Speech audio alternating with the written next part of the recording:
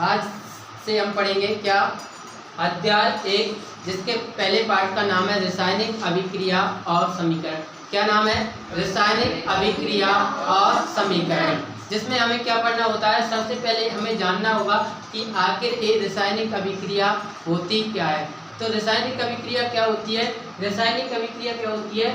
दो या दो से अधिक अभिकारक, क्या दो या दो से अधिक अभिकारक क्रिया करके एकल उत्पाद बनाते हैं, उसे हम रासायनिक अभिक्रिया कहते हैं। क्या बोला मैंने? दो या दो से अधिक अभिकारक क्रिया करके एकल उत्पाद बनाते हैं, उससे हम रासायनिक अभिक्रिया कहते हैं। आगे समझ में? ठीक है। इसका उदाहरण है, जैसे कि हमने हाइड्रोजन की अभिक्रिया किससे कराई? हाइड्रोजन की अभिक्रिया हमने कराई ऑक्सीजन। किससे कराई? ऑक्सीजन से। तो क्या बना? H2 यानी जल बना। ठीक है।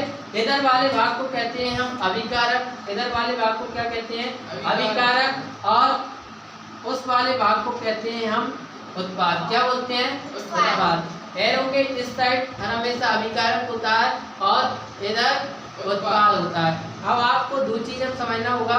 सबसे पहले, अगर आप कैसे पहचानोगे कि कोई रासायनिक अभिक्रिया हो रही है या नहीं, तो उसे पहचानने के लिए आपको पता होना चाहिए कि उसमें कोई प्रकार का परिवर्तन हो रहा है। अगर किसी प्रकार का रासायनिक परिवर्तन हो रहा है तो समझो कि उसमें रासायनिक अभिक्रिया हो रही है। या आप यह बोल सकते हैं कि अगर कोई रासायनिक अभिक्रिया हो रही है तो उसमें किसी ना किसी प्रकार का रासायनिक परिवर्तन आपको देखने को मिलेगा। ठीक है। तो रासायनिक परिवर्तन दो प्रकार की होती है, एक भौतिक परिवर्तन और एक रासायनिक परिवर्तन। भौतिक रासायनिक परिवर्तन क्या होता है कि इसमें हर हमेशा नया पदार्थ बनता है। कैसे नया पदार्थ बनता है? जैसे हमने हाइड्रोजन की अभिक्रिया ऑक्सीजन से कराई तो क्या बना? जल बना। यानी ये दोनों चीजें क्या थी? गैस थी। और एक क्या बना? द्रव अवस्था में हमें प्राप्त हुआ। तो नया पदार्थ बना या नहीं बना? ठीक है। दूसरी बात, क्या रंग, गंध और स्वाद में परिवर्तन देखने को मिलता है। ठीक है। किसमें? रंग, गंध और स्वाद में परिवर्तन देखने को मिलता है। कैसे रंग में परिवर्तन? कैसे? जैसे कि लोहे में जंग लगना, तो जो जंग होता है इसके कारण लोहा कैसा हो जाता है? इसके कारण लोहा का उस पर लाल सी परत जम जाती है। इसी प्रकार से जब हम सेब फल को खुला छोड़ दे जाते हैं तो थोड़ी देर बाद सेब फल लाल पड़ जाता है। तो उसके केस में हुआ, उसके रंग में परिवर्तन हुआ। गंध में कैसे? जैसे कि दूध से दही बनता है तो दूध की गंध अलग होती है और दही की महक अलग होती है।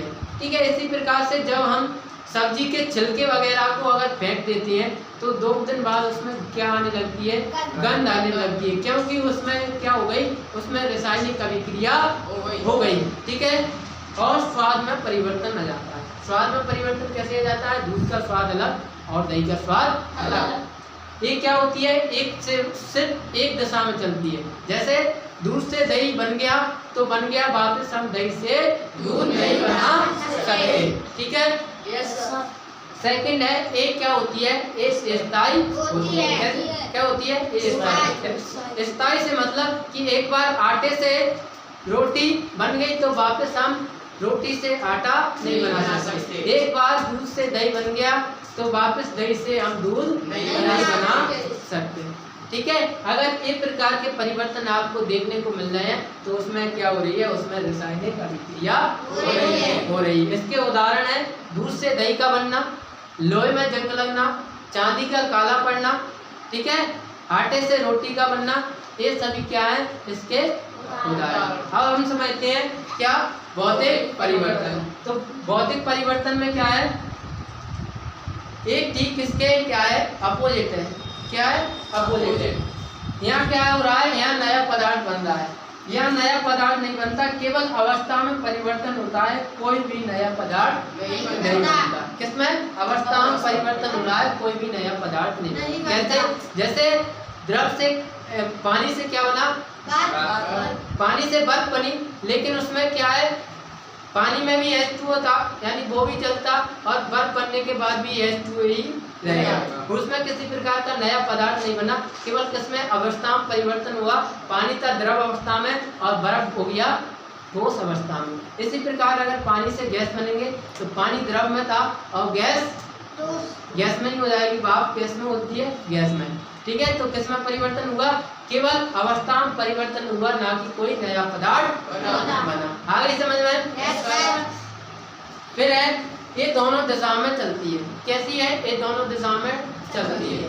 दोनों दिशा में कैसे चलती है कि एक बार क्या हुआ, बर्फ से हमने पानी से क्या बना दी? बर्फ बना दी, और वापस हम उसे बर्फ को पिघलाकर क्या बना सकते हैं? पानी बना सकते हैं। इसी प्रकार हमने पानी से क्या बना दी? भाप बना दी, और भाप से बाद में पानी भी बना सकते हैं। आगे समझ में? फिर है अगली कौन सी? एक क्या होती है? अस्थायी होती है। ये क्या होती है? अस्थायी। अस्थायी से मतलब कि एक वापस लौट सकती है। कैसे? एक बार हमने पानी से बर्फ बनाई, बाद में बर्फ से क्या बन सकता है? पानी बन सकता है। ठीक है, इसका उदाहरण है बर्फ से पानी या पानी से बर्फ का बनना, मोमबत्ती का पिघलना। ये भी एक प्रकार का क्या है? भौतिक परिवर्तन है, क्योंकि जो मोम होती है पिघलने के बाद नीचे जम जाती है, बाद में उसे हम किसमें परिवर्तन कर सकते हैं? बाद में मोमबत्ती बना सकते हैं। ठीक है, तो इतनी बात आपको समझ में आनी चाहिए। दिक्कत इसमें किसी प्रकार की दिक्कत तो आप समझ सकते हो, नहीं दिक्कत? अब हम पढ़ेंगे आगे। अब हमें आगे क्या पढ़ना है? अब हमें जानना है आगे रासायनिक समीकरण लिखना। क्या? रासायनिक समीकरण लिखना।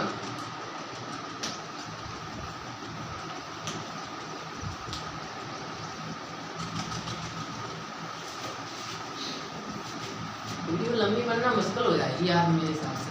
कितने मिनट की हुई? अब हम पढ़ेंगे क्या? रासायनिक समीकरण के बारे में। क्या पढ़ेंगे? रासायनिक समीकरण के बारे में। रासायनिक समीकरण के बारे में हमने पहले स्टेप में जाना रासायनिक अभिक्रिया क्या होती है। अब हम जो रासायनिक अभिक्रिया है उसका क्या समझेंगे? रासायनिक समीकरण लिखना सीखेंगे। हमारी किताब में पहले ही दिया है कि किसकी अभिक्रिया? मैग्नीशियम की अभिक्रिया किससे कराई? हमने ऑक्सीजन से कराई, तो क्या बना? मैग्नीशियम ऑक्साइड बना। क्या बना? मैग्नीशियम ऑक्साइड बना। बुक में दिया है एनसीईआरटी में कि जब मैग्नीशियम लेवल को जलाया जाता है तो एक सफेद प्रकार की लौ के साथ जलता है, और जलने के बाद एक चूर्ण बनता है जिसे हम कहते हैं मैग्नीशियम ऑक्साइड। जब मैग्नीशियम लेवल को क्या करेंगे? हम जलाएंगे, तो कोई भी पदार्थ किसकी उपस्थिति में जलता है? ऑक्सीजन की उपस्थिति में। किसी भी पदार्थ को जलने के लिए ऑक्सीजन की आवश्यकता होती है। तो मैग्नीशियम लेवल को हमने जलाया तो उसने करी किससे? ऑक्सीजन से अभिक्रिया, और बना क्या? Magnesium oxide. अब हम इसको ऐसे लिखेंगे कि मैग्नीशियम की अभिक्रिया मतलब जब मैग्नीशियम को जलाया गया तो वो ऑक्सीजन से अभिक्रिया करके मैग्नीशियम ऑक्साइड बनाता है। इतनी बात लिखने में क्या होगा? बहुत सी जगह घेरेगा और बहुत लिखना पड़ेगा। तो इसका वैज्ञानिकों ने सॉल्यूशन निकाला, क्यों ना हमें इसको क्या शॉर्ट में लिख सके, क्यों ना हम इसे एक समीकरण के रूप में लिख सके। तो उन्होंने क्या किया? सबसे पहले इसे शब्द में लिखना शुरू किया। कैसे? उन्होंने पहले क्या किया? लिख दिया मैग्नीशियम। क्या? मैग्नीशियम की अभिक्रिया हमने किससे कराई? किससे कराई? ऑक्सीजन से। किससे कराई? ऑक्सीजन। बना क्या? बना क्या? Magnesium oxide.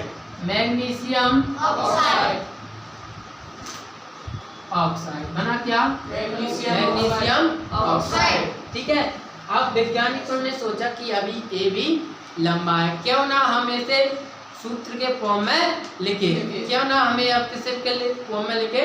सूत्र के फॉर्म में लिखे। हमें पता है कि मैग्नीशियम का संकेत क्या होता है? Mg।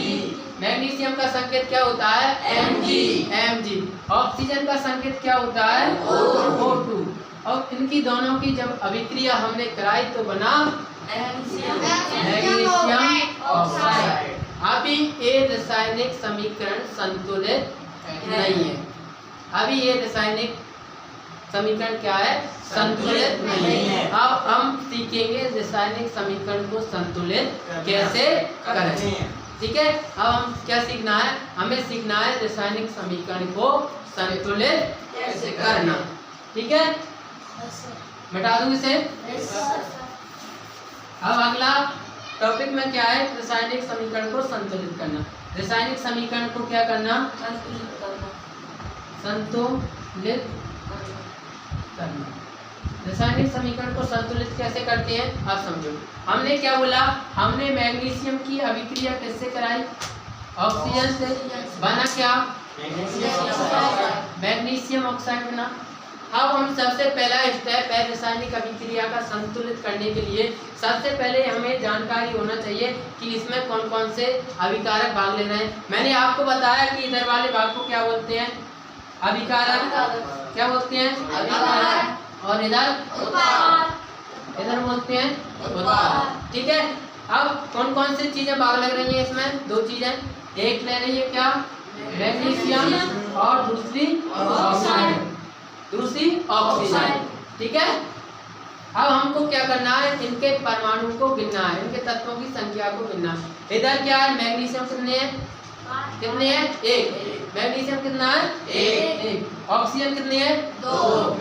ऑक्सीजन कितने हैं, दो। मैग्नीशियम है एक और ऑक्सीजन है दो।